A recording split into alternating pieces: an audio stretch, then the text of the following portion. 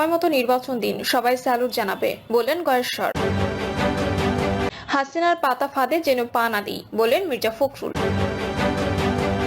ধানমন্ত্রী ৩৫ নম্বরের নিচে পানি ছাড়া কিছুই মেলেনি। ম্যাট শিক্ষার্থীদের ওপর পুলিশের লাঠিচার্জ, সাংবাদিক সহ আহত 18। এবং সর্বশেষ জানাবো, দিন দুপুরে পুলিশের সামনে ডাকাতি, 15 লাখ টাকা লুট। শুনছিলেন সংবাদ শিরোনাম, এবারে বিস্তারিত। সময় মতো নির্বাচন দিন, সবাই স্যালুট জানাবে বললেন গয়েশ্বর। বিএনপির স্থায়ী কমিটির সদস্য গয়েশ্বরচন্দ্র রায় বলেছেন, এখন কোনো কাল বিলম্ব না করে সময় মতো যৌক্তিক টাইমে নির্বাচন দিন, সবাই স্যালুট জানাবে। অন্তর্বর্তী সরকারের সংস্কারের পেছনে অন্য কোনো উদ্দেশ্য আছে কিনা তা দেখা প্রয়োজন বলে মন্তব্য করেন তিনি। গয়েশ্বর বলেন, জনগণ অদৃশ্য শক্তির বিরুদ্ধে লড়াই করছে, এই অদৃশ্য শক্তিকে দৃশ্যমান করতে হবে। একজন ষড়যন্ত্র করে কাপড় নিয়ে দেশ ছেড়ে পালিয়েছে, এখন যারা নির্বাচন নিয়ে ষড়যন্ত্র করছেন তারা আগামীতে কাপড় পরে পালানোর পথ পাবেন না। ভাঙচুরের নামে বাজেট ট্রেডিশন চললে সংস্কার করে কি লাভ? এখন শেখ মুজিবের মৃত দিবস পালিত হবে 5ই আগস্ট, শেখ হাসিনা তাকে তিলে তিলে শেষ করে দিয়েছে। তিনি বলেন, ইসলামের নামে কারা দখলবাজি করছে তা বিভিন্ন দপ্তরে গেলে তা জানা যাবে। গয়েশ্বর বলেন, 31 দফা একটি জাতীয় সনদ, 62টি দল একমত হয়ে এই সনদ প্রতিষ্ঠায় নিরলসভাবে কাজ করে যাচ্ছে। গয়েশ্বর বলেন, 1/11 হয়েছিল বিশাল একটা সংস্কারের কথা বলে, কিন্তু সেটা জাতীয় জীবনে এবং রাজনৈতিক জীবনে একটি বড় কুসংস্কার হয়ে দেখা দিল এবং লুটপাটে দৌড়াতে শুরু করলো। এখন এটার ধারাবাহিকতায় কি এই সংস্কার, নাকি আসলেই আমরা আমাদের রাজনীতির জীবনে যত অসুস্থতা আছে সেটা থেকে সুস্থ হওয়ার সংস্কার? নতুন দল গঠন প্রসঙ্গে বিএনপির এই নেতা বলেন, 1/11 সময় দেখেছি অনেক কিংস পার্টির জন্ম, শেষ পর্যন্ত সেই কিংস পার্টিগুলো যে কোথায় হারিয়ে গেল তার কোনো নামগন্ধ নেই। ওরা আবার জার্সি পাল্টে আমাদের বৃহত্তর রাজনৈতিক দলগুলোর মধ্যে ঢুকে পড়লো। সে কারণে এই সরকারের যে কিংস পার্টি করার অভিপ্রায় নাই সেটা বোঝা কষ্টের। ধানমন্ত্রী 32 নম্বর সহ সারা দেশের ভাঙচুরের ঘটনার প্রসঙ্গে গয়েশ্বর বলেন, গত 2-3 দিন ধরে যেটা হয়েছে, হঠাৎ করে 6 মাস পরে এই চেতনা কেন? ফজরের আজানের সময় আজান না দিয়ে যদি সেটা মাগরিবের সময় দেওয়া হয় তাহলে কিন্তু মানুষ বিভ্রান্ত হয়। যদি 6 থেকে 7 তারিখ বা এক সপ্তাহের মধ্যে 32 নম্বরের বাড়িটি ভেঙে ফেলতো তাহলে কিন্তু জনগণ এটা নিয়ে প্রশ্ন তুলতো না। জনগণ প্রশ্ন তুলছে এই কারণে যে দীর্ঘ বিরতির পরে কেন এই ঘটনা, দীর্ঘ বিরতির পর কেন বিভিন্ন সাবেক মন্ত্রীদের বাড়িতে আক্রমণ। বিএনপির স্থায়ী কমিটির এই সদস্য বলেন, আমরা ন্যায় বিচারের জন্য লড়াই করছি, আমরা শেখ হাসিনাকে দেশে ফিরিয়ে আনতে চাই, বিচারের আওতায় আনতে চাই। এটা চলমান প্রক্রিয়া থাকবে আইনের দৃষ্টিতে, বিচারের দৃষ্টিতে, কিন্তু যতক্ষণ পর্যন্ত হাসিনাকে আনতে পারবো না ততক্ষণ পর্যন্ত নির্বাচন করব না, তা তো হয় না। হাসিনার পাতা ফাঁদে যেন পা না দিই বললেন মির্জা ফখরুল। বিএনপি মহাসচিব মির্জা ফখরুল ইসলাম আলমগীর বলেছেন, বাংলাদেশের ছাত্র জনতা ফ্যাসিস্ট হাসিনা সরকারের উৎখাতের মধ্য দিয়ে অভ্যুত্থানের সফলতা অর্জন করেছে, কিন্তু আজকে দুর্ভাগ্যজনকভাবে আমরা যেন হাসিনার পাতা ফাঁদে পা না দিই। আজকে দেশের স্থিতিশীলতা বিনষ্ট হচ্ছে, অস্থিরতা সৃষ্টি হচ্ছে, যেন সম্পূর্ণভাবে হাসিনা যে ফ্যাসিস্টের রেজিম ছিল সেই রেজিম তার জন্য দায়ী। আমাদের সাবধানতার সঙ্গে পা ফেলতে হবে। বিএনপি মিডিয়া সেলের সদস্য শায়রুল কবির খান জানান, দলের মহাসচিব এবং জাতীয় স্থায়ী কমিটির সদস্য আমির খসরু মাহমুদ চৌধুরী বিকেল 4টা 58 দেশে ফেরেন। যুক্তরাষ্ট্র থেকে লন্ডনে ফিরেছেন বিএনপির ভারপ্রাপ্ত চেয়ারম্যান তারেক রহমানের কন্যা ব্যারিস্টার জারনাজ রহমান। গত 6 ও 7 ফেব্রুয়ারি ওয়াশিংটনের ন্যাশনাল প্রেয়ার ব্রেকফাস্টে আমন্ত্রিত হয়ে যোগ দিয়েছেন মির্জা ফখরুল ইসলাম আলমগীর, আমির খসরু মাহমুদ চৌধুরী এবং দলের ভারপ্রাপ্ত চেয়ারম্যান তারেক রহমানের প্রতিনিধি জারনাজ রহমান।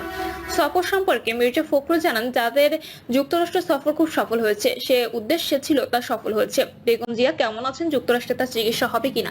সাংবাদিকদের প্রশ্নের জবাবে মির্জা ফখরুল বলেন, ম্যাডাম ভালো আছেন, ট্রিটমেন্ট চলছে। জায়মা রহমানের সঙ্গে প্রতিনিধি দলের অভিজ্ঞতার বিষয়ে তিনি বলেন, ভালো অভিজ্ঞতা। এরপর মির্জা ফখরুল সাংবাদিকদের উদ্দেশ্যে বলেন, আসল কথাই আসেন না কেন? দেশের পরিস্থিতি নিয়ে সাংবাদিকের প্রশ্নের উত্তরে বিএনপির মহাসচিব বলেন, একটা অন্ধকার দূর করতে আরেকটা অন্ধকার দিয়ে দূর করা যায় না, তাকে আলো দিয়ে দূর করতে হয়। সেই আলোকবর্তিকা জাগিয়ে আমাদেরকে সামনের দিকে যেতে হবে। আমরা সংশ্লিষ্ট সবার কাছে আহ্বান জানাতে চাই, সবার একযোগে ঐক্যবদ্ধ হয়ে এদেশের স্বাধীনতা সার্বভৌমত্ব রক্ষা করার জন্য, স্থিতিশীলতা রক্ষার জন্য, ফ্যাসিস্টদের বিরুদ্ধে গণতন্ত্রকে প্রতিষ্ঠা করার জন্য আমাদের কাজ অব্যাহত রাখতে হবে। অপারেশন ডেভিল হান্ট নিয়ে জানতে চাইলে ফখরুল বলেন, আমরা তো বাইরে ছিলাম, ডেভিল হান্ট সম্পর্কে জানি না, তবে ডেভিল হার্ট মানে ফ্যাসিস্টকে জানি। এতদিন পর বোধহয় হয়েছে, সেজন্য ধন্যবাদ জানাচ্ছি। ধানমন্ডি 32 নম্বরের নিচে পানি ছাড়া কিছুই মেলেনি। আয়নাঘর বা গোপন বন্দিশালা আছে কিনা এমন সন্দেহ ঢাকার ধানমন্ডি ৩২ নম্বরের শেখ মুজিবুর রহমানের বাড়ির বেসমেন্ট থেকে পানি সরানোর পর সেখানে কিছুই পায়নি ফায়ার সার্ভিস। এই তথ্য নিশ্চিত করেছেন ফায়ার সার্ভিসের মোহাম্মদপুর জোনের স্টেশন অফিসার মিজানুর রহমান। সকালেও ভেঙে দেয়া এই ভবনটি ঘিরে ছিল উৎসুক মানুষের ভিড়। এদিনও ধ্বংসস্তূপের মধ্যচ্ছেদ থেকে ছিন্নমূল মানুষদের অনেককে রথ উৎসব বিভিন্ন সামগ্রী নিয়ে যেতে দেখা গেছে। গত ৫ই ফেব্রুয়ারি রাতে বাড়িটি ভাঙার একদিন পর এই বাড়ির বেসমেন্টে আয়নাঘর কিংবা গোপন বন্দিশালা রয়েছে, এ ধরনের কথাবার্তা ছড়িয়ে পড়ে সামাজিক যোগাযোগ মাধ্যমে। এসব নানা আলোচনার প্রেক্ষাপটে ধানমন্ডি ৩২ নম্বরের ওই বাড়ির বেসমেন্টে থাকা পানি সরানোর উদ্যোগ নেওয়া হয়। এদিন সকাল 10টার দিকে ফায়ার সার্ভিসের মোহাম্মদপুর স্টেশনের টিম সেখানে যায় পানি নিষ্কাশনের কাজে।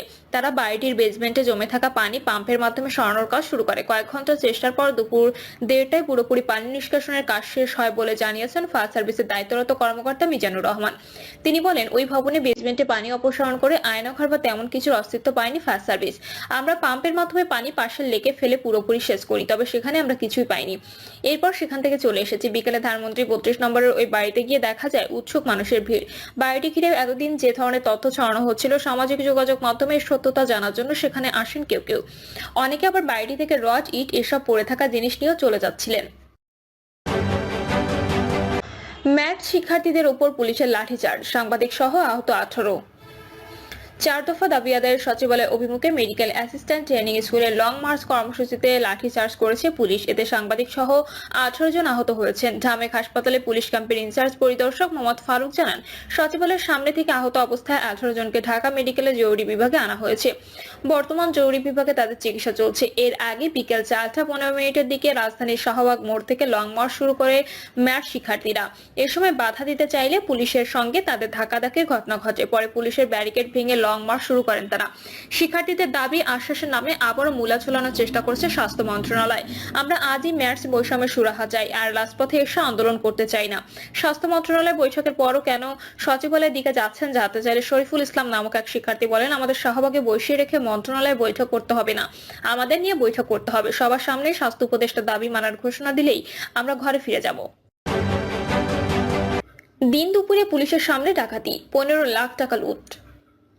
কুড়িগ্রামের চিলমারিতে ব্রহ্মপুত্র নদে দিন দুপুরে ডাকাতের ঘটনা ঘটেছে। এ ঘটনায় আমিনুল ইসলামের নামে এক যাত্রী আহত হয়েছেন।